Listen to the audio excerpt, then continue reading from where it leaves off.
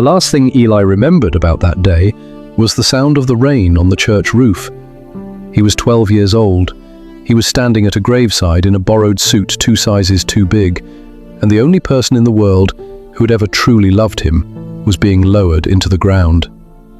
He didn't cry, not because he wasn't broken, but because he had already decided something, standing there in the rain at 12 years old, that would define every single day of the rest of his life. And 20 years later, when he walked back into that same town, nobody who had ever doubted him was laughing anymore. This is the story of Eli, and it starts at the very beginning. Eli's mother was not a perfect woman. She worked 2 jobs and came home exhausted every night. Their flat was small. Their meals were simple. Their life had no extras. But every night, no matter how tired she was, she sat on the edge of Eli's bed and told him the same thing. She said, "Eli, you are not what happened to you. You are what you decide to do next." He didn't fully understand it then. He would later. She got sick when Eli was 11, quietly at first, then all at once. Within 8 months, she was gone. Eli stood at that graveside in the rain with no father, no siblings, and a small crowd of extended family members who had never paid much attention to him before, and were now deciding what to do with him. His uncle Raymond, his mother's older brother, took him in. Not out of love, out of obligation. Raymond's house was warm and full. He had a wife, 2 sons of his own, a car in the driveway, and a routine that did not include Eli. Eli slept in the spare room at the end of the hallway. He ate at the table, but was never really part of the conversation. He was 12 years old, and he had become a background character in someone else's life. Raymond's wife called him quiet. Raymond's sons called him weird. Raymond himself barely called him anything at all. At school it was no different. Eli wore clothes that didn't quite fit. He had no money for the things other kids had. He carried a silence around him that made other children uncomfortable. Teachers noted that he was withdrawn. Social workers visited twice a year, asked the same questions, ticked the same boxes, and left. Nobody asked the right questions. Nobody stayed long enough to hear the real answers. But Eli was watching everything. He watched how the world worked. He watched what happened to people who gave up and what happened to people who didn't. He watched which doors were open and which ones required a key nobody wanted to give him. And every night before he slept, he heard his mother's voice. "You are not what happened to you. You are what you decide to do next." At 15, Eli started reading. Not because school told him to, because he had decided that his mind was the one thing nobody could take from him. He read everything he could find: business, history, psychology, stories of people who started with nothing and built something real. Raymond walked past his room one evening, saw the books stacked on the floor and said, "All that reading won't pay your bills, boy." Eli said nothing. He kept reading. At 17, Eli got his first job. A small hardware store, 3 bus rides from Raymond's house. He worked weekends and evenings.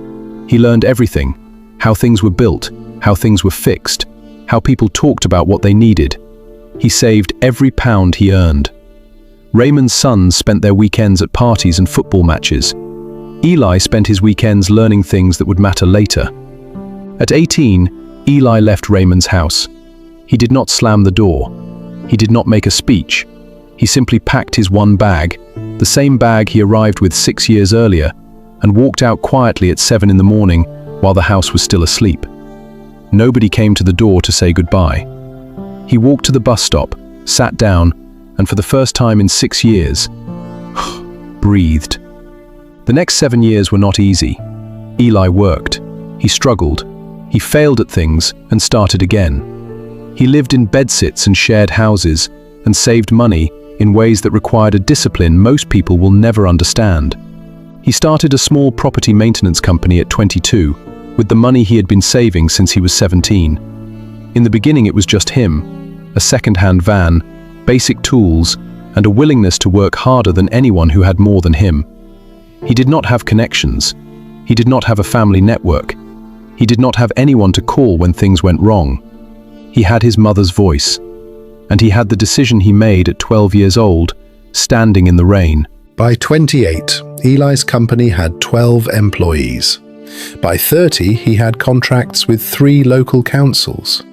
By 32, the year he drove back into the town where he grew up, he had built something that nobody who had ever looked past him could ignore. He did not go back to show off. He went back because he had heard about a children's home on the edge of town, the same one the social workers had mentioned as a possibility when he was 12, that was underfunded and struggling. He walked in on a Tuesday afternoon. He sat with 12 children between the ages of 8 and 14. He looked at their faces, the same careful, watchful eyes he had seen in the mirror at 12, and he told them the truth. He told them he had sat exactly where they were sitting. He told them about the rain, about the borrowed suit, about the spare room at the end of the hallway. He told them about his mother's voice. And then he told them that he was going to fund this home for the next 5 years. Not because someone told him to, because he had decided. Raymond heard about it through someone in town. He called Eli that evening, the first time he had called in over a decade. He said, "Eli, I heard what you did. I just wanted to say." Eli listened. Then he said, "Raymond, I forgive you. I forgave you a long time ago. Not for you, for me." And he ended the call. Not because Raymond deserved forgiveness, but because Eli had learned something that took him 20 years to fully understand. The weight you carry for people who wronged you is still weight you are carrying. And Eli had already decided. He was not carrying anything that didn't belong to him anymore. His mother was right. He was not what happened to him. He was what he decided to do next.